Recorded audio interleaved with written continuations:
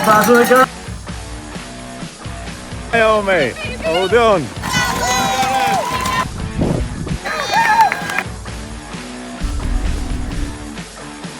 You're running 7th, Gareth. Well done.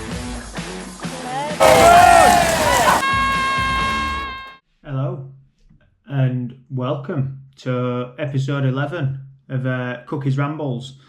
So 42 days to go to London Marathon, to the dance.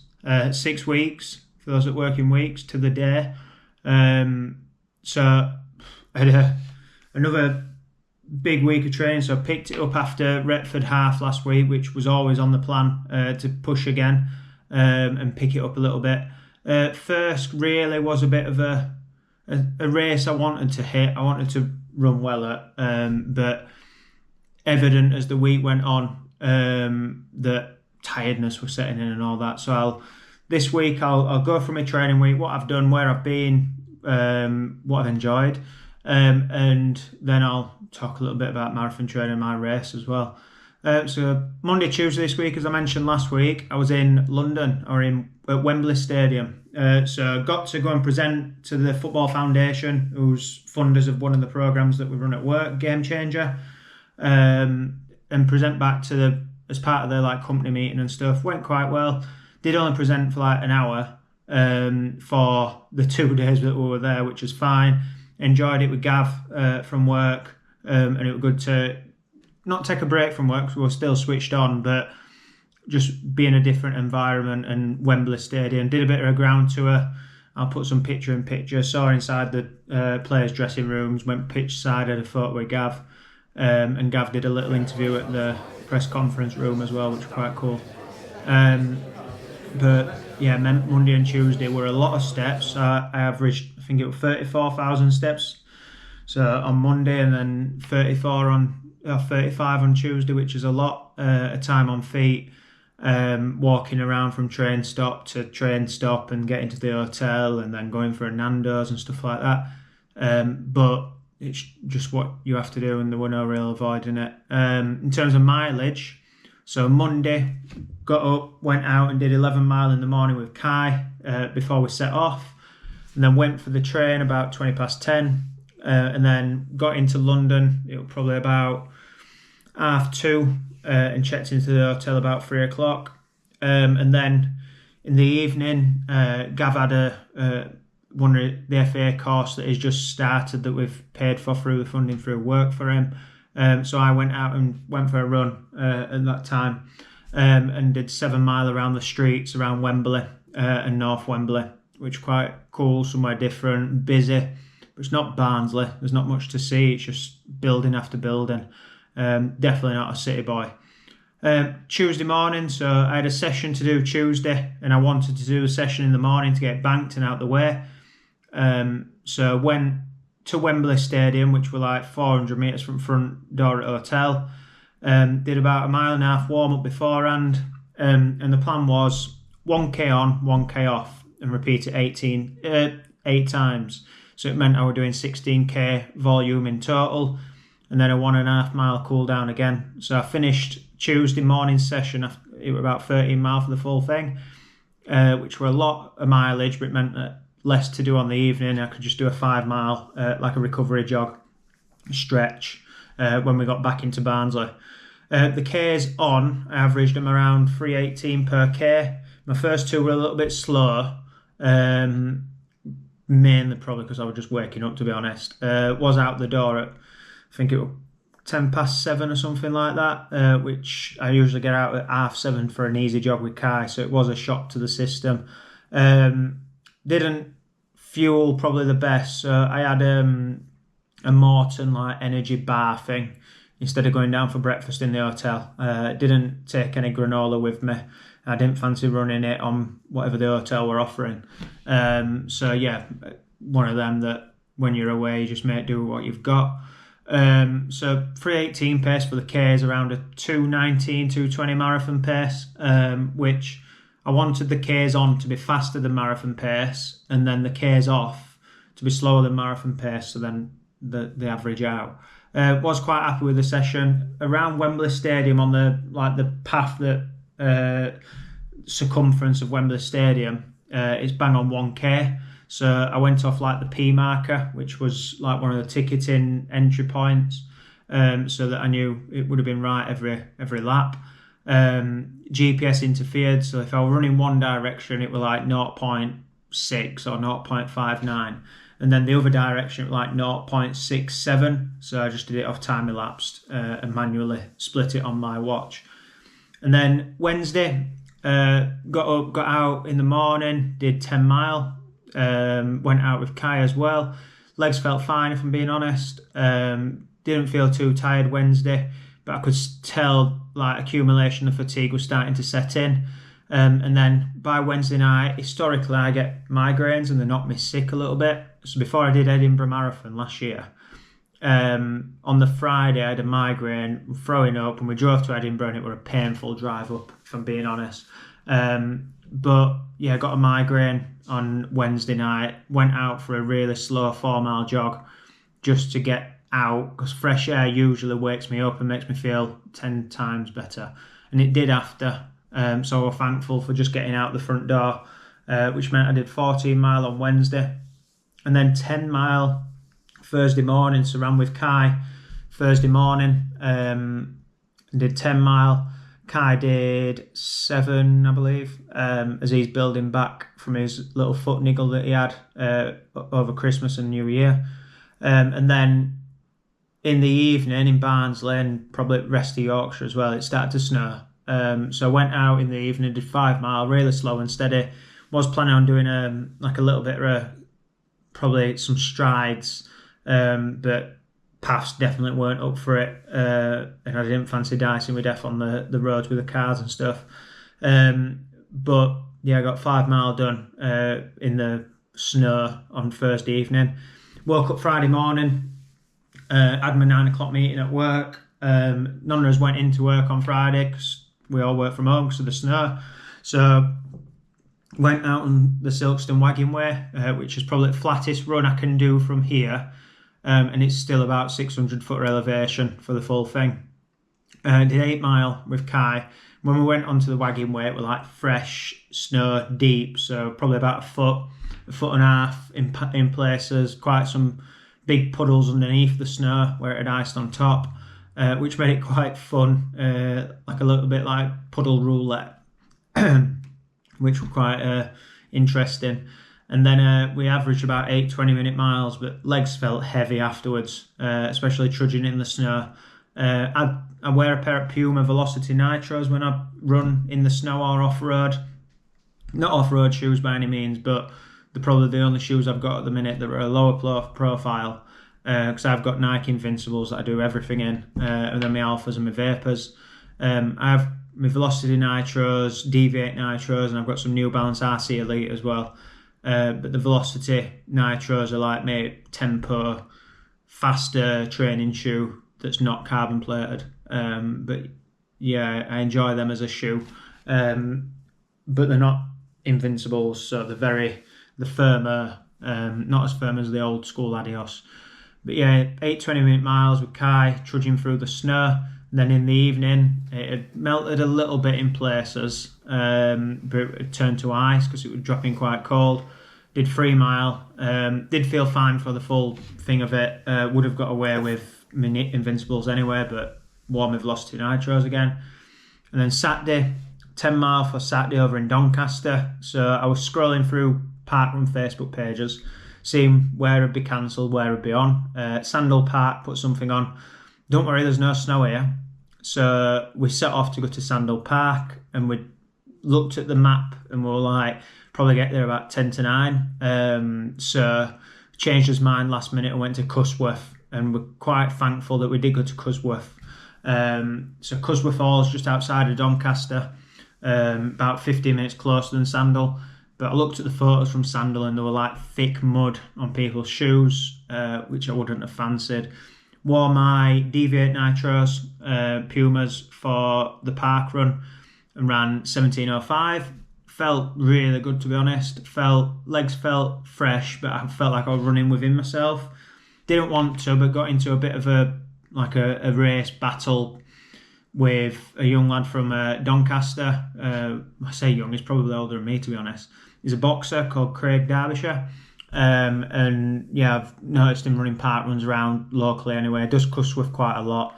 But it was quite a good little jousting match between us both, and probably pushed us both a little bit further, pushed me a little bit too much because I didn't want to be pushed. But can't back down when it comes to stuff like that, and my competitive edge takes over. So yeah, I ran a mile before park run, and then 6 mile after on the streets and trails of Doncaster, which were quite good, somewhere different, and it's a lot flatter than Barnsley. And then on to Sunday, so that's my training week. Now on to Sunday, so Thirsk 10 miler. Plan today were to do 20 mile in total with a normal warm up, and then see what I do like in the warm up, and then afterwards just round it up to 20. So got set off about 20 to 8, an hour's drive through. It's straight up the A1, and then pretty much there. So whatever it says on mileage, you can probably do that in time as well. So 60 miles there, it took us 60 minutes. Nice and easy drive through. Naomi's been bunged up with a bit of a cold, sniffle, headache, sore throat all week. But I'm thankfully, touch wood, not picked it up yet. So yeah, keeping away and staying in my hazmat suit separate to her. But yeah, it's just one of them things that happens. It's this time of year. So Naomi, she were hopeful for a PB today, given the course, given it's faster than anything we've done before, but conditions probably weren't favourable, and she might not have had the better training week. Me on the other hand, if you'd have asked me last week after Retford, I'd have guaranteed you a PB today. And I think I actually said it on my recording last week as well. But as the week's gone on and I've just felt leggier and leggier and leggier, I knew that it would have been a push. And went out for my 3.5 mile warm up. And given that it's been like minus temperatures, I just felt red hot. So I had my leggings on, had my t-shirt, had a jumper, felt red hot. So explainable. I was probably a bit overdressed for it. It was quite good to see Mark Scott there with his brother Rob Scott, who's local to Yorkshire anyway, so he was there supporting. Quite other familiar faces from the like Yorkshire running scenes, like Joe Sagars, all his training group from Spenborough were there. There were a lad from Allenshire, John Birch, that runs locally, is quite a quick runner, so it was quite a good field today at Thirsk. There were a lot of fast runners there that would be capable of dragging me on and me dragging them on as well.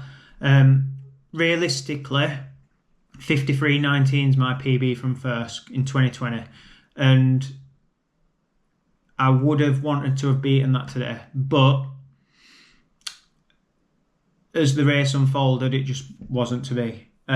So yeah, it's hard. Sometimes it is hard to take, but I understand that not every race can be a PB race, and some races you have a good race, some days you have a bad race, and today was just one of those. So 3.5 mile warm up done, went back to the car, kit on, stretchers, shoes on, went through to the start, and then stood on the start line. Like, I'm stood there, first mile, kicked off, watched the wheelchair races go and all that sort of stuff. First mile, out the blocks, felt leggy. Like I just weren't turning over whatsoever. Clocked to 77 seconds for my first 400, and I just knew that would be the fastest 400 that I'd be able to do today. In my head, I was still trying to stay mentally strong. So I kept pushing. There was a bit of a headwind that was taking it out of us a little bit. And then as the groups pulled away and formed into their little pockets, I found myself, there were 2 runners, and then I was like on my own behind them. And then there was a gap and then another pack behind me. So we're like on my own, like between groups, which in headwind, you need to conserve energy, and I definitely weren't doing that. And Thirsk itself as a course, it's like a rolling downhill, because it starts and finishes at different points at the other side of a race course. So you've got about 150 foot of climb for the full thing. So it is pancake flat, but it's open, exposed country roads. So first mile we're done. I'll pull my splits up on me that there straight over. and it were about 5:17 for the first mile, which when I ran my PB, I think I ran 5:11 for the first mile. And it does, as a race, it'll dip. So your first couple of miles will be quicker, and then your middle bit will be slower, and then your last couple of miles will be quicker, because you always get downhill, a little bit of a tailwind. So 5:19 for the first mile. Kind of then sat in and could see the two lads in front, and I was going to catch them eventually, but I knew that I'd have to surge to catch them. So second mile, 5:28, and it kind of just maintained around there. Between 5:28 to 5:35, so I averaged pretty good, and then going around the race past like one of the tail wheelchair racers, and then started to pick off the two lads in front. So I picked off one of them, and then the other one came with me as we're like rolling slightly uphill towards the out and back bit. The out and back bit's just got worse at Thirsk, so it's on an old airfield that's more like a farm track now. So there's air bales on your left hand side, but it's so rutty and gravelly and just awful in places that didn't make for good grippable running. But yeah, still fairly consistent, averaging 5:30s for the miles. Headwind was not brutal, but just enough to push you back, and I was losing like 10 seconds every mile. Realistically, I wanted to be around 5:20s, and today just weren't happening. Weren't my day whatsoever. And then made the double back, saw Naomi, she shouted at me, "Good luck, well done, keep going, you're in 11th." And then I knew Naomi were having a pretty good race from where she were and people that she were around, such as Rich Harrison that were just in front of her, who's consistently strong runner from Selby.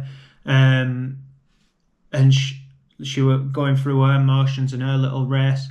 And then on the way back, I tried to kick a little bit and pick it up, and legs weren't having it. Just tired, leggy, achy. Every like marathon training excuse that you could throw the book at. And yeah, held on anyway and got 55:08 for 11th place, which yeah, I'm happy with. I've run the race at marathon pace, and I felt leggy. So as a simulation goes, it's simulating that last 10 miles of marathons, and you can't ask for any more than that. So if I can still run the last 10 miles on a big training week at marathon pace, it's got to fill you with some confidence.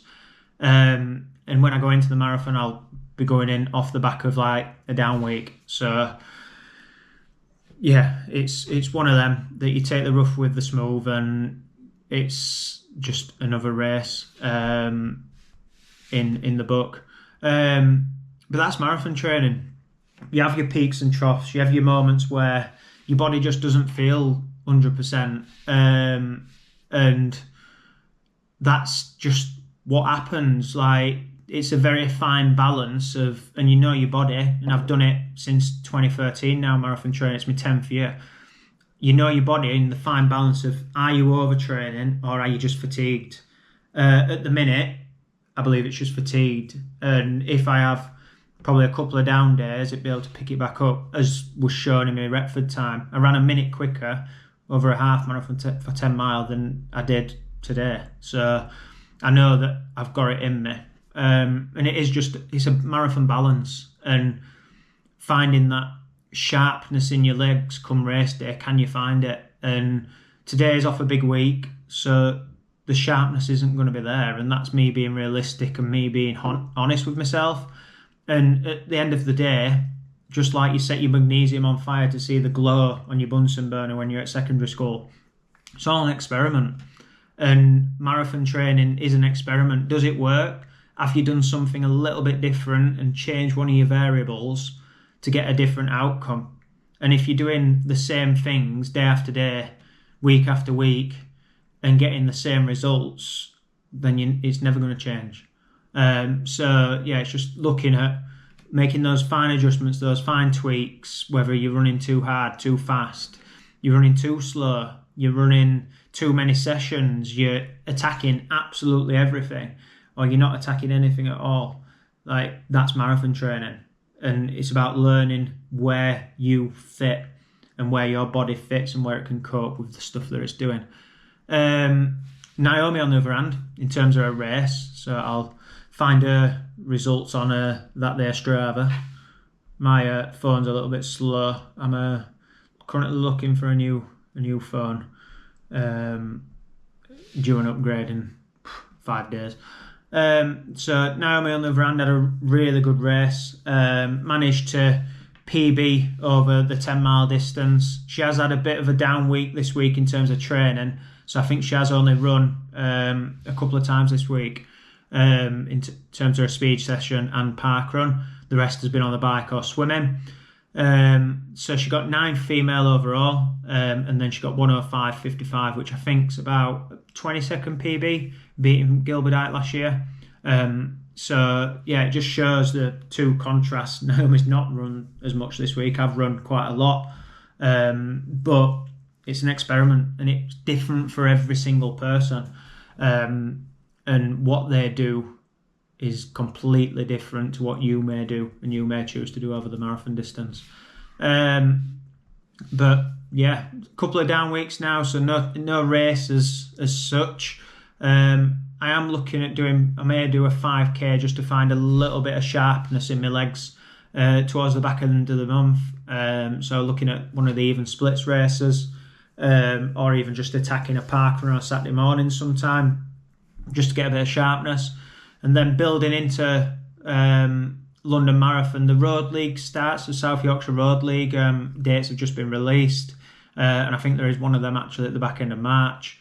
They're just 4 or 5 mile races in a series. You've got to be a member of South Yorkshire Club to run them. They are run on like entire open roads, can be a bit sketchy at times.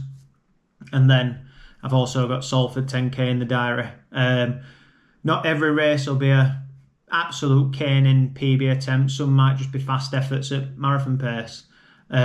Some might be caning. I want a PB. I want to attack it. But it's different and using them for what they are. And it's just running with others really at the end of the day.